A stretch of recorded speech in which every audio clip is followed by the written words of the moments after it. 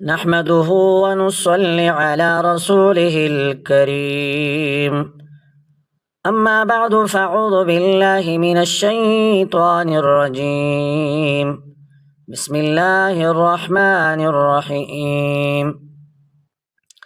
إنا أعطيناك الكوثر فصل لربك وانحر إن شانئك هو الأبتر. وقال النبي صلى الله عليه وآله وسلم: إن أبغض الرجال إلى الله الألد الخصم، أو كما قال عليه الصلاة والسلام. صدق الله العظيم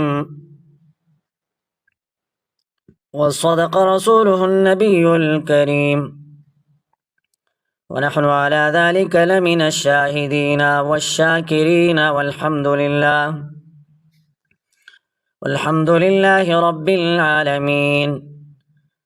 اللہ کی نگاہ میں سب سے مبغوض شخص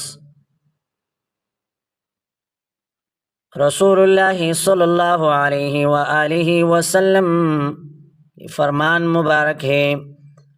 بلا شبہ اللہ کی نگاہ میں سب سے زیادہ مبغوض اور ناپسندیدہ شخص وہ ہے جو سخت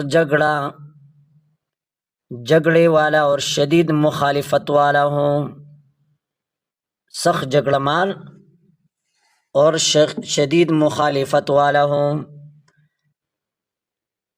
الالد اس کی معنی بہت وسیع ہے، حق سے منحرف، جھوٹا، باطل، حق کو قبول نہ کرنے والا، دشمنی حق انسان۔ الخصم سخت جھگڑا مار، جھگڑے والا اور ہمیشہ مخالف کرنے والا انسان۔ الالد الخصام کا مطلب ہے وہ دشمن جو تمام دشمنوں سے زیادہ ٹیلا ہو، جو حق کی مخالفت میں ہر ممکن حربی سے کام لے، کسی جھوٹ، کسی بیمانی، کسی عذر و بدعہدی، کسی کو ٹیڑھی چال کو استعمال کرنے میں تأمل نہ کرے۔ ایسا شخص اللہ کے نگاہ میں بہت مبغوض اور ناپسندیدہ ہے۔ اگر کافر ہے تو بغض ظاہر ہے، اور اگر کسی مسلمان میں یہ اوصاف ہو تو یہ اور زیادہ شنیع ہے، کیونکہ اسلام ایسے حرکتوں کا قطعاً روادار نہیں ہے۔ اسلام میں آنے کے بعد ایسے اعمال کرنا بہت ہی مذموم حرکت ہے۔ ایک حدیث میں فرمایا گیا ہے: کفا بک اثما اللہ تزال مخاصما، تمہارے گناہگار ہونے کے لیے کافی ہے کہ تم ہمیشہ جھگڑے اور مخالفت کرتے رہو۔ مخاصم ناحق جھگڑنے والے کو کہتے ہیں۔ آدمی اگر حق پر ہو تو بھی اسے جھگڑنا نہ چاہیے۔ حق پر ہوتے ہوئے نہ جھگڑنا بڑے ثواب کا کام ہے۔ حدیث میں ہے: ومن ترک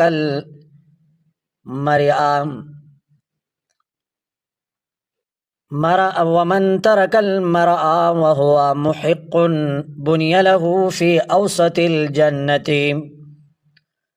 جو شخص جھگڑے اور بحث و تکرار کو چھوڑ دے باوجود یہ کہ حق پر ہو تو اس کے لیے جنت کے وسط میں گھر بنایا جائے گا۔ لیکن یہ دنیاوی معاملات میں تو درست ہے جن میں خاموشی سے دینی خلل نہ ہو، ورنہ پھر خاموشی مناسب نہیں ہے۔ حدیث مذکور اصلاً قرآن کی ایک آیت سے ماخوذ ہے: وَهُوَ أَلَدُّ الْخِصَامِ۔ اس آیت کا نزول اخنس بن شریق نامی دشمن کے حق کے بارے میں ہوا ہے، مگر آیات کے الفاظ اور اس کا حکم عام ہے۔ اصلی کلام یہ ہے کہ ناحق جھگڑنا، حق کا انکار اور انکار پر اصرار اللہ کی نگاہ میں بہت ہی قابل ملامت خصلتیں ہیں، جس سے دامن کش ہونے کی ہر ایک کو کوشش کرنی چاہیے۔